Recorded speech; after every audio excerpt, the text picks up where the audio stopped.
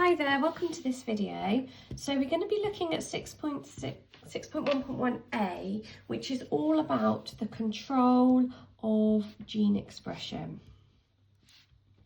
Now this video is kind of the overview, and then I'll do separate videos on each of the details, okay? So control of gene expression, sometimes instead of saying control, we might say regulation of gene expression. That would mean the same thing. Before we start, we need to make sure that we understand what gene expression actually means. So a gene can either be expressed or not expressed. So usually we would draw our DNA looking something like this, and the DNA is a series of genes. Yeah?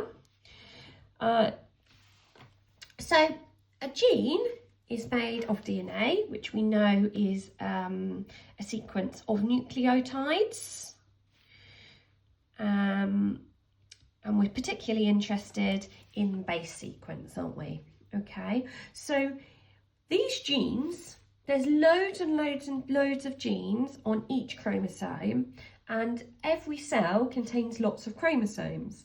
So we've got thousands and thousands of these genes. Now, each one of these genes codes for a protein.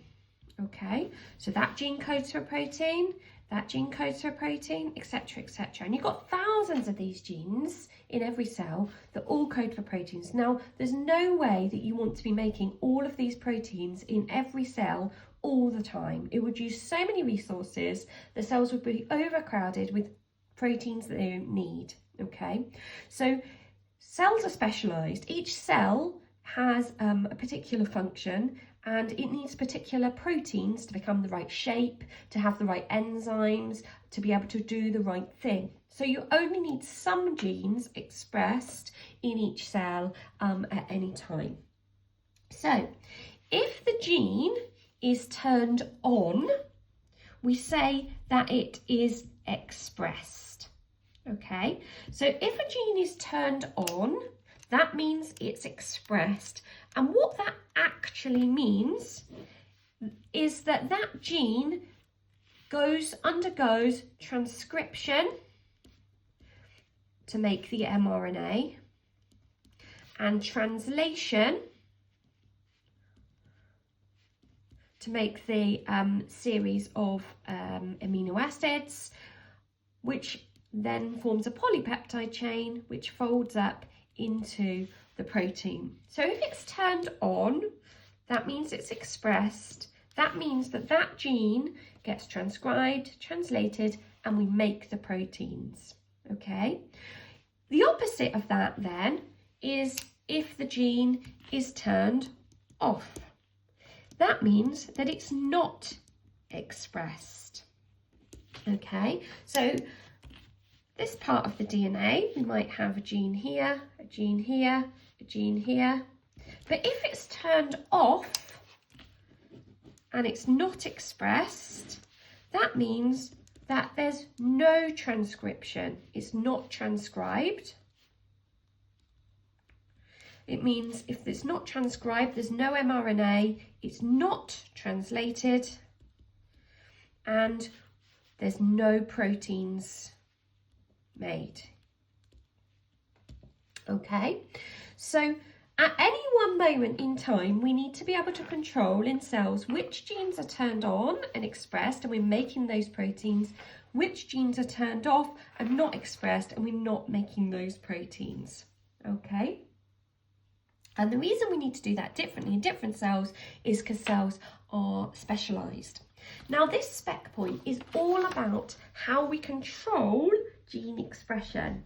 Now, this kind of overview is talking about something called transcriptional level control. Okay, so we control, is the gene transcribed or is it not transcribed? Okay, so we're stopping the process just here. If we don't allow transcription, there's no protein. If we do allow transcription, we do make the protein. In the spec, you need to know 3 levels of control. So the first is at the transcriptional level. The second is called post-transcriptional. level.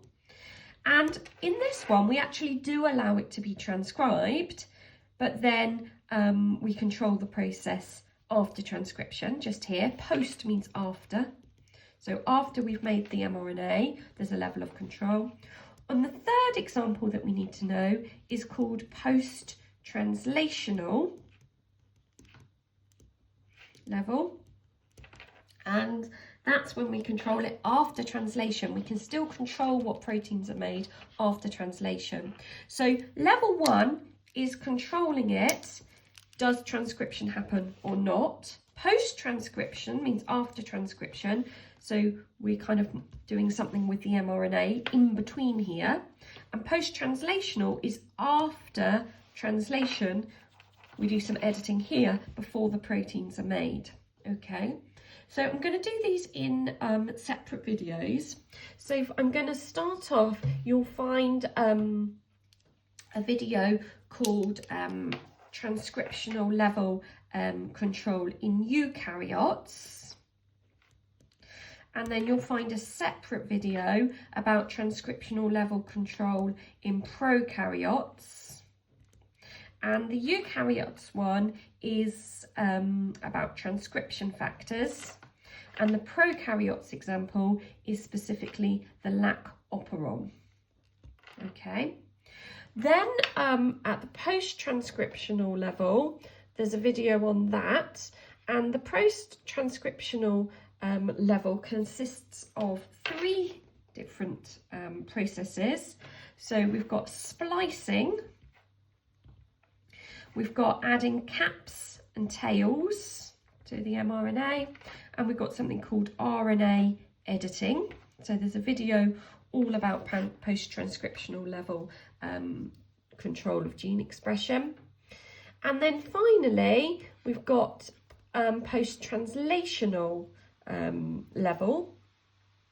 And there's a separate video again of this, and this one specifically refers to activating proteins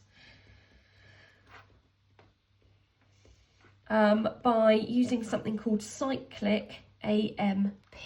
All right, so look out for these videos. So there's a video on transcriptional level in eukaryotes, a video about the lac operon, a video about these 3 post-transcriptional level, and a video about post-translational. And in the spec, it really wants you to know that it happens at these 3 levels, so be really aware of that.